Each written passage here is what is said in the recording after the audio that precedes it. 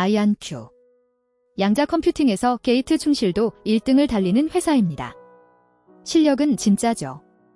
그런데 좋은 회사를 사는 것과 버틸 수 있는 회사를 사는 건 다릅니다. 아이안큐가 주의 깊게 봐야 할 리스크는 셋, 그리고 그중 가장 무서운 건 기술이 아니라 밸류에이션과 심리입니다. 오늘은 이 회사의 다운사이드 시나리오를 미리 점검해 봅니다. 신호를 읽는 법은 단순합니다. 모든 위험을 둘로 나눕니다. 이미 진행 중인 리얼, 그리고 발생하면 충격은 크지만 아직 트리거되지 않은 나숏. 투자에서 돈을 잃는 가장 흔한 방식이 미래 리스크를 지금 일처럼 패닉하거나 진행 중인 리스크를 나숏이라고 외면하는 겁니다. 아이안큐의 리스크 시나리오는 셋, 밸류에이션 붕괴, 빅테크 경쟁, 그리고 포획이온의 물리적 한계입니다. 첫 번째, 가장 치명적이고 가장 가까운 리스크. 아이안큐 주가는 매출이 아니라 미래 기대로 서 있습니다. 매출 가이던스는 1억 달러도 안 되는데 시가총액은 수백 배, PSR 수백 배죠. 본격 오류정정 양자 컴퓨터는 2028에서 2030년 사이로 예상되는데 일정이 2030년 너머로 밀리면 닷컴식 70에서 80% 디레이팅이 옵니다.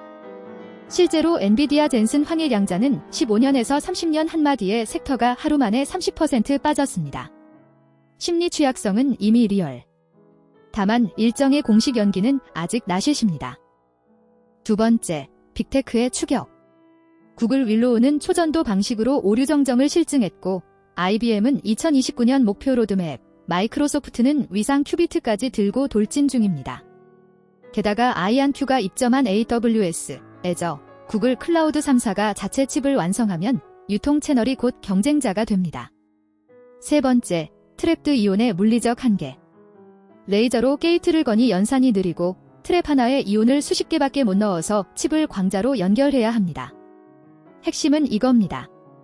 추격이 시작된 건 리얼. 하지만 아이안큐의 99.99% 충실도를 실제로 추월한 건 아직 나숏입니다. 둘을 헷갈리면 너무 일찍 팔거나 너무 늦게 팝니다. 그러나 반론이 있습니다. 가장 강한 반론부터 보죠. 오류정정은 결국 논리 큐비트 하나를 만드는데 물리 큐비트를 몇 개 쓰느냐의 싸움입니다. 게이트 충실도가 10배 높으면 필요한 물리 큐비트가 수십, 수백 배 줄어듭니다. 아이안큐가 단일 큐비트 99.99% 충실도 1등을 지키면 오류정정 시대의 입장권을 가장 싸게 끊는 회사가 됩니다. 말하자면 양자계의 엔비디아죠. 충실도 1등이라는 사실 자체는 이미 리얼입니다. 다만 구글 윌로우가 먼저 문턱을 넘었다는 점이 충실도 독점 기간이 얼마나 가느냐를 관건으로 만듭니다. 두 번째 반론. 아이안큐는 양자 컴퓨터가 완성되기 전에도 돈 버는 길을 따로 사뒀습니다. ID 퀀티크 같은 회사를 인수해 양자 보안, 즉 QKD 시장에 미리 진입했죠. 범용 양자 컴퓨터를 기다리지 않고 보안 시장에서 먼저 매출이 날 수 있다는 건 베어 1밸류 붕괴에 대한 직접적인 해지입니다. 세 번째, AWS, 애저, 구글 클라우드에 전부 입점했고 현금은 약 15억 달러로 업계 최대 실탄입니다. 양자 레이스는 단거리가 아니라 마라톤이고 아이안큐는 가장 두꺼운 지갑으로 출발선에 섭니다. 다만 QKD 매출도 클라우드 제이커브도 아직은 초기 단계, 절대 금액은 소액이라는 점은 정직하게 봐야 합니다. 종합 판정입니다. 아이안큐가 주의 깊게 봐야 할 리스크는 셋이지만 그중 둘, 빅테크 추월과 스케일업 실패는 아직 나숏입니다. 가장 가까운 리스크는 기술이 아니라 밸류에이션과 심리, 즉 금리와 분위기입니다. 아이안큐를 위협하는 건 경쟁사 IR이 아니라 금리와 헤드라인이라는 거죠.